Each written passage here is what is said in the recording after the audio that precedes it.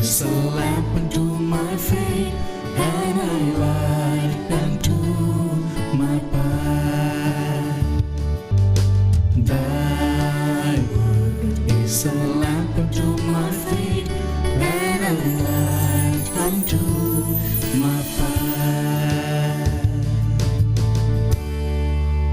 A reading from the first book of Kings, chapter 11, verse 29 to 32, and verse 12 to 19. Jeroboam left Jerusalem, and the prophet Ahijah the Shilonite met him on the road.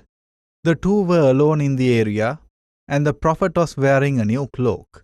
Ahijah took off his new cloak, tore it into 12 pieces, and said to Jeroboam, "Take 10 pieces for yourself. The Lord, the God of Israel, says, I will tear away the kingdom from Solomon's grasp, and will give you 10 of the tribes. 1 tribe shall remain to him for the sake of David my servant, and of Jerusalem, the city I have chosen out of all the tribes of Israel." Israel went into rebellion against David's house to this day. The word of the Lord. A reading from the Holy Gospel according to St. Mark, chapter 7, verse 31 to 37.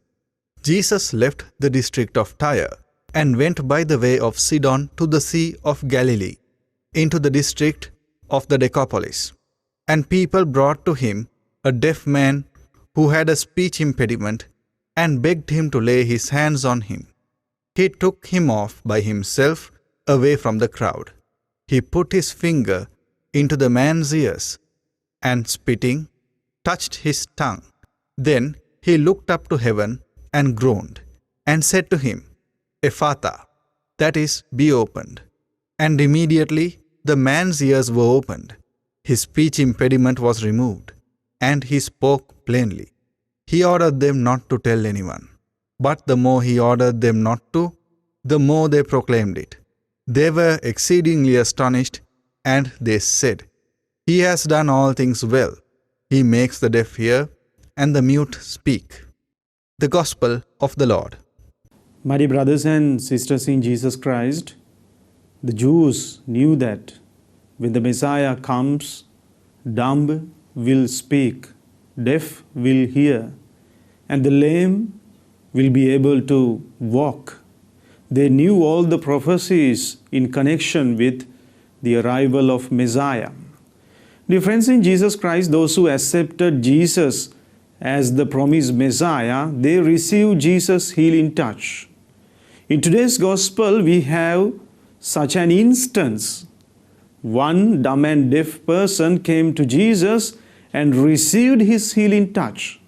When he came to Jesus, he put his fingers on the ears or inside the ears of this deaf person, and he touched the tongue of this dumb person with spittle, and then he looked up and said, "Ephphatha," which means be opened up.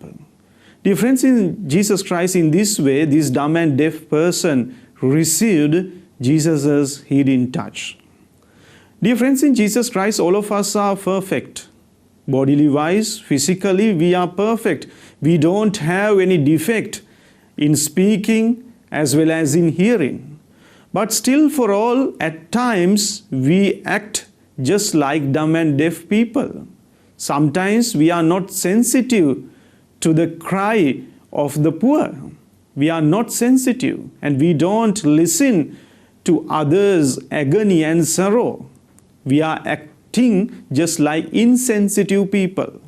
Therefore, in a way, we are also dumb and deaf. Spiritually, we are dumb and deaf.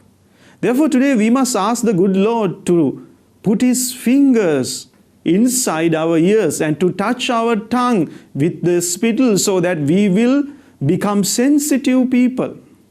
Dear friends in Jesus Christ, we are just like turtles.